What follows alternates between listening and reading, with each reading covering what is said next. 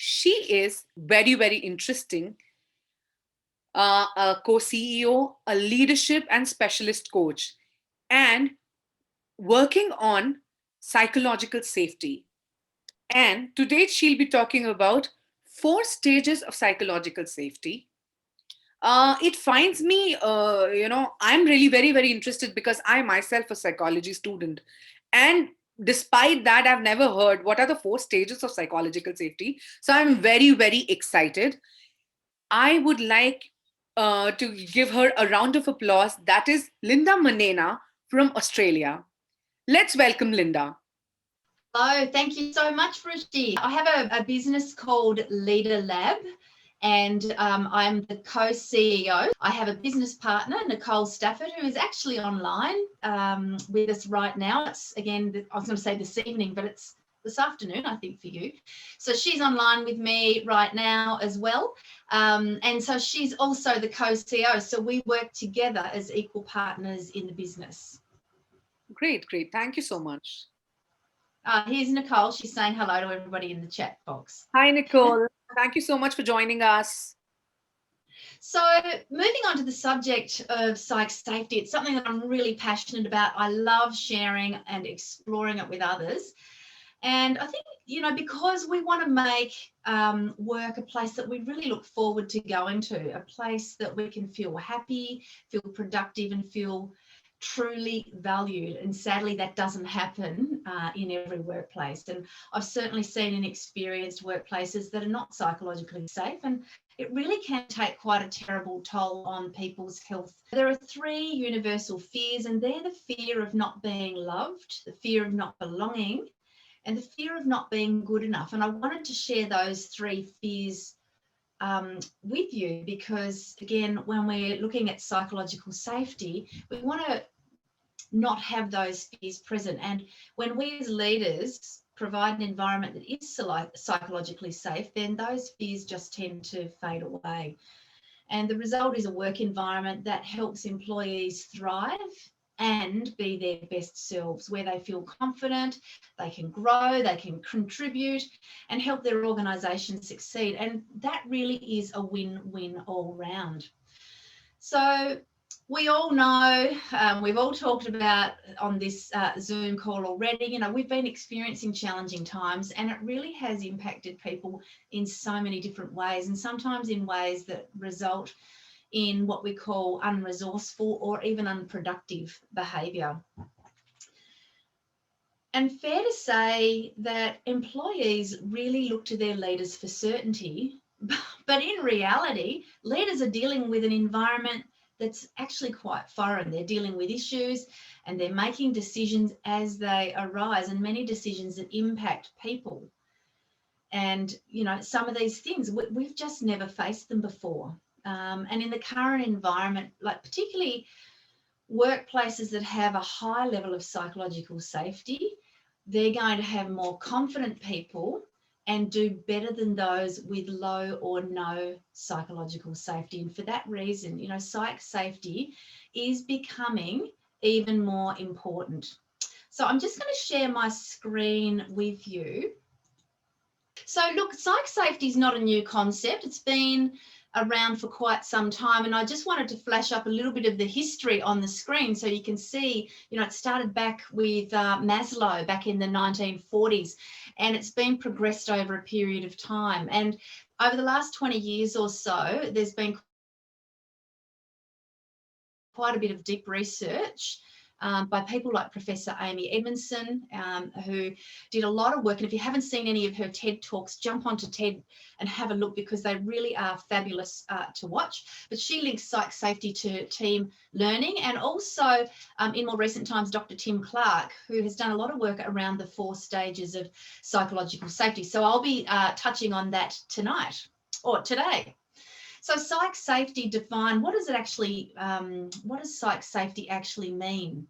Well, it's about being in an environment or providing an environment that will not punish your vulnerability, and instead it's actually going to reward it. And that's such an important component to feel rewarded, because in a team setting, it becomes the foundation of performance. Nothing is more important than psychological safety. So a team can have pretty much everything else, including a clear vision, a strategy, it can have resources, it can have brilliant people. But if it doesn't have psych safety, then those people can't work together effectively. So the culture really needs to be one where people feel like they're able to share their knowledge, their questions, their concerns, their worries, their feedback, their needs, and even their half-formed ideas. And sometimes when you've only got a half-formed idea, it can be really challenging to want to share that. We need to be in a safe space to say, I've got a bit of an idea here.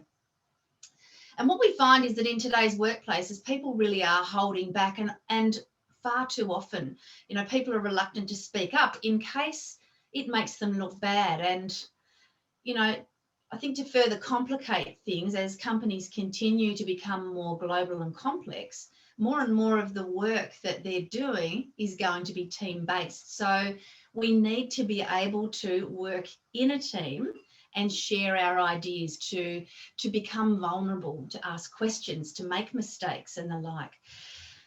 And there was a review with Harvard Business Review published a study and they said employees at all levels spend 50% more time collaborating than they did 20 years ago. So hiring talented people isn't just enough. They really do have to be able to work together. And when psych safety is present, colleagues trust and respect each other. They feel able to have conversations and even obligated to be candid, which helps shine the light on problems, helps raise mistakes and opportunities for improvement, and early enough so that ideas and solutions can be shared equally amongst the team.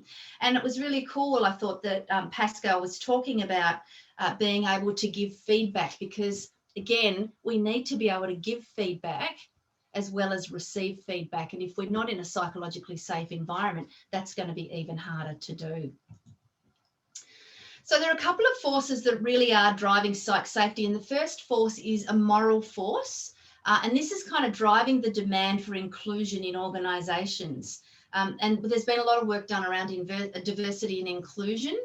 I think we do diversity really well, and particularly in Australia, we do diversity really well. I'm not fully aware of how well and how diverse other organisations are in all the countries that are on this call today. But inclusion is the next thing. We need to make sure that we include people, and it's, inclusion's a response to the conditions of social injustice. It's not a new force, but what is new is the power of the force today. Social justice is stronger than ever, and it's gaining even more momentum. And so that second one there that you'll see, the competitive force, this is at work in our societies and organisations. It's really one of those things that motivates organisations to innovate, because they need to innovate to survive. So like the moral force, the competitive force has always existed, but it's grown stronger because of the environment of market turbulence. And the last 12 months has been so very turbulent. So the stronger the market turbulence, the shorter the average span of competitive advantage. And so we've seen businesses that have not survived through COVID, and we've seen businesses that have flourished. And so the more innovation, the more opportunity there is to succeed, because innovation really is the lifeblood of growth.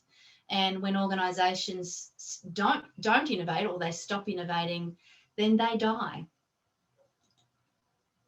So let's have a look at, why is psych safety important?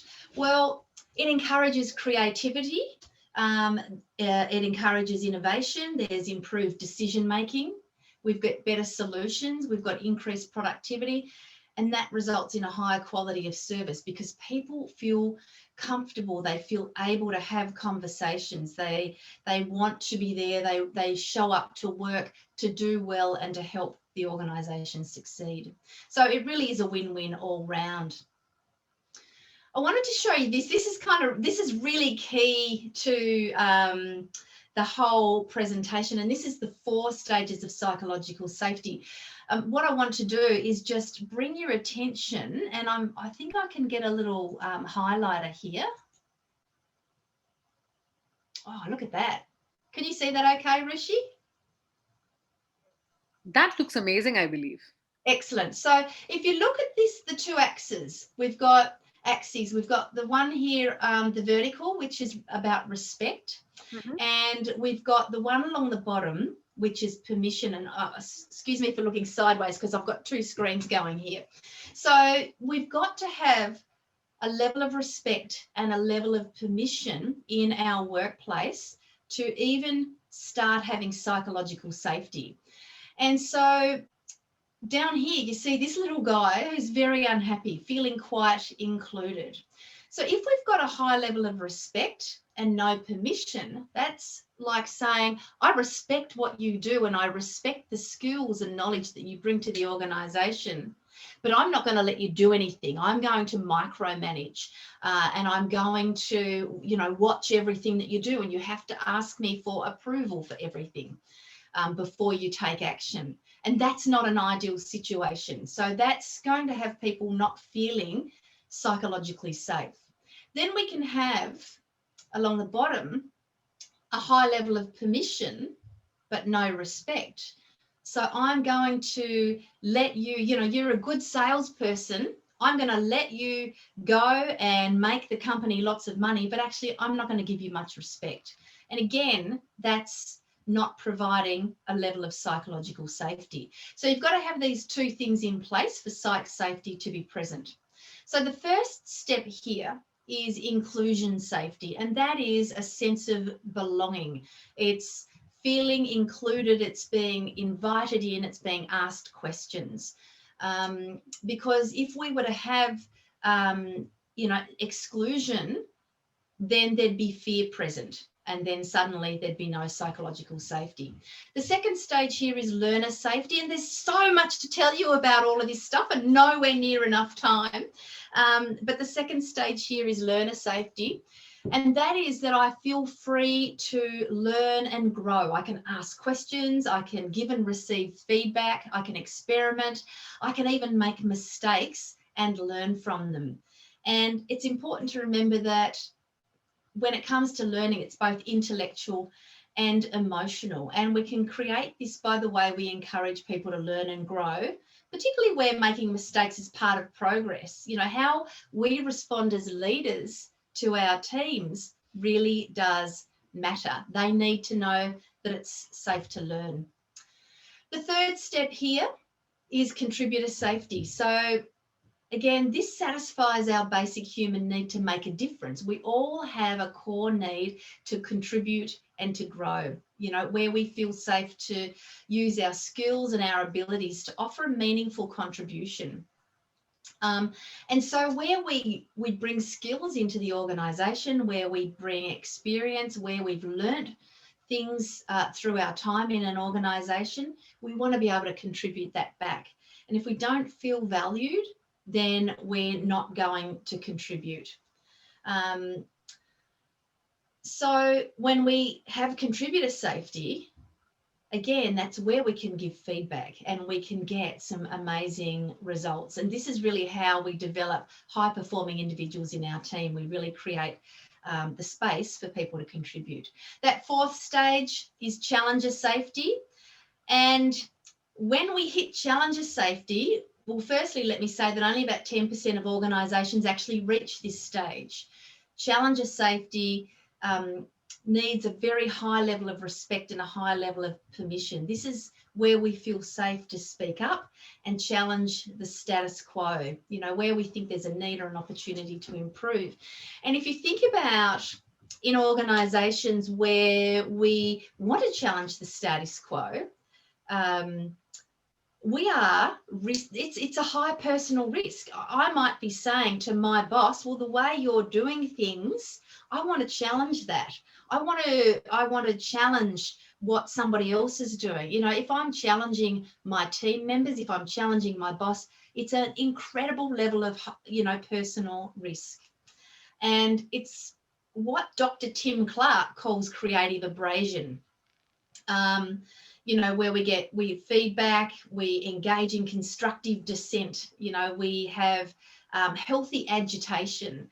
And this is the stage where leaders need to be able to handle it, because the higher the abrasion, that creative or the intellectual friction, we have to manage the social friction, because people can become upset if we're too, you know, if we're challenging things too much. And we need to make sure that people are okay with us being candid. So that's the 4 stages of psychological safety. And there's so much more to know in that space. There are a lot of, you know, how do you get there? I'm going to share a little bit of the how with you. But there's a lot about, you know, a lot of little things that we can get into that help create psych safety. And when I say little things, it doesn't have to be one big earth-shattering thing. It's around the micro moments. And Nicole and I share a lot on micro moments. We've got on our, if you want to jump on, have a look at our LinkedIn page, you know, connect with us. We would love to connect with you all. And we talk a lot about micro moments. So the little things that we do for people that create psych safety. Psych safety can be taken away in a second, again, with a micro moment, and in particular with microaggressions. And I love the way Nicole often says, you know, it's like death of 1,000 paper cuts. So you get one little paper cut and you kind of go, ouch, but you get lots of them and they really do hurt. So, for example, you know, here, one microaggression in isolation might seem like nothing, but when we experience a lot of them, the environment starts to feel so much less safe. So if I'm not giving you permission to do lots of little things, or if I don't respect you around lots of little things, suddenly I'm not feeling like I've got a very safe environment. And that comes into then that threat detection and fear. So, you know, we all engage in the process of threat detection. No longer are we, you know, trying to detect the next saber-toothed tiger or the next mammoth and where they're coming from. But there are elements within our workplace that can, you know, we need to keep our eye out for.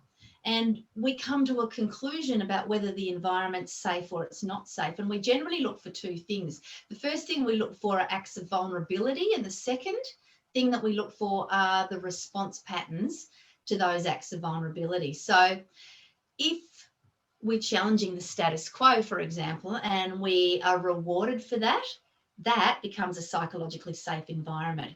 If we see a pattern of punished vulnerability, so we challenge the status quo and someone is punished for that, then that means there's no psych safety, or there's an absence of psych safety, which normally we might interpret as fear.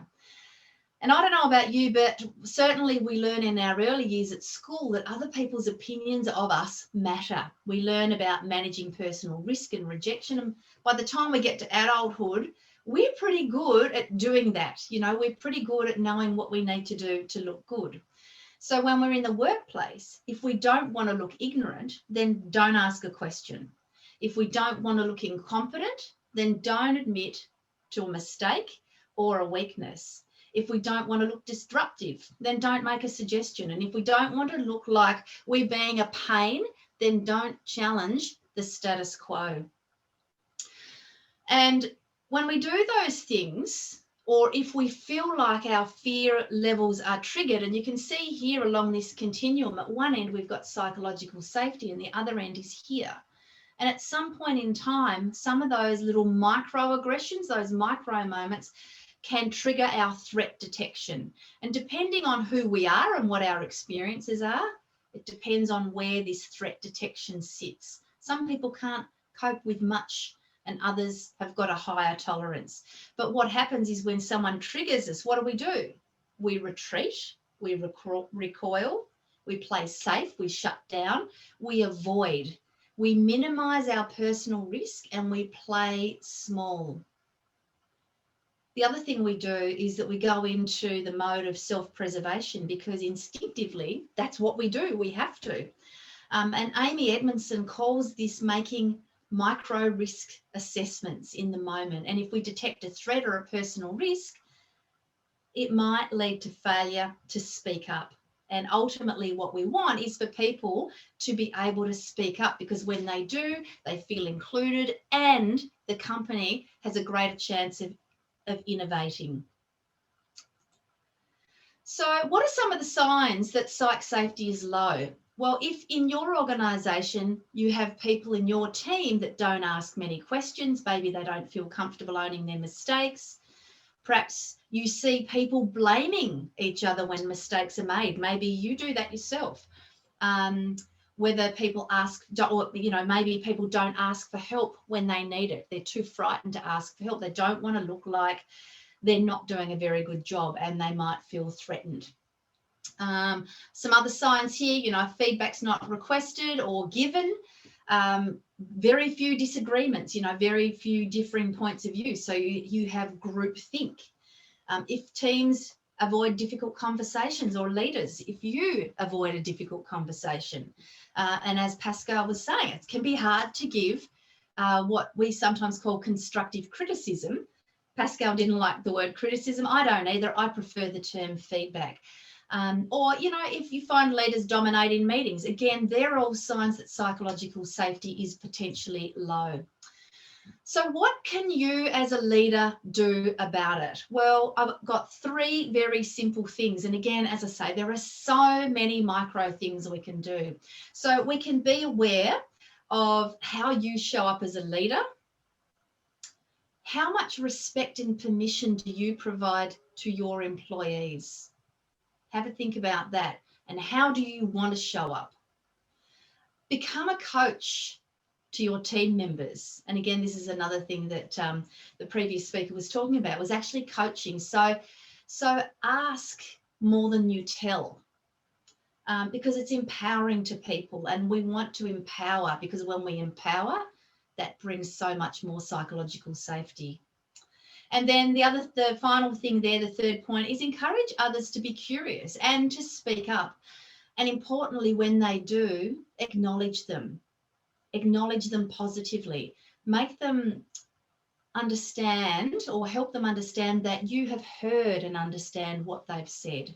And that in itself will go a very, very long way.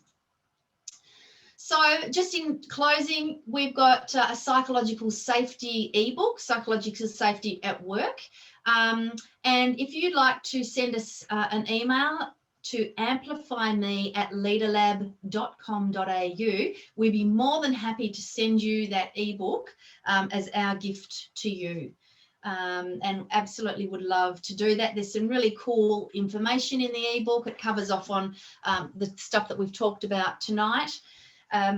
The other thing that Nicole and I have running is, again, we've got 2 programs. One is called Future Fit Leadership, and the other one is Leader as Coach. Now, in Future Fit Leadership, we talk about how you show up as a leader. We talk about behaviour styles. We talk about psychological safety in a bit more detail, and there's a bunch of other stuff. One of the other important things is compassionate candor. So how to give feedback in the most kind and compassionate way, but still challenge and hold people accountable. The other thing that we're running is a program called Leader as Coach, where we help leaders understand how to give feedback, how to coach people, what kinds of questions to ask. It's a really cool program. It's very insightful, and our leaders have walked away saying, wow, I wish I'd learned this stuff 10 years ago or 20 years ago. So get in touch, amplifyme@leaderlab.com.au, and we'd be more than happy to share those things with you. So I want to say thank you so much for having me along, Ruchi. I may have gone just a little bit over time. I do apologise for that. I should have got you to ping me when my time was up. That's okay. I mean, I just purposefully didn't ping you because the topic was so interesting. And in fact, I had few questions as well, but since we are short of time, probably we'll try to manage it in coming, some minutes. So, absolutely. And if anybody wants to shoot me a question, so it's I'll just type it into the chat box. So is that okay if I do that? Amplify me. Please, because we are also writing live blogs, and I see people taking a lot of notes. So maybe I can request all of them to visit the link below and actually share their key Yes. takeaways. Wonderful, wonderful. Thank you so much. So thank you again so much, everybody. Enjoy this amazing festival that the Indian Leadership Academy with Aaron and Ruchi are putting on for you. What an amazing gift in such challenging times. So thank you very much for having me here.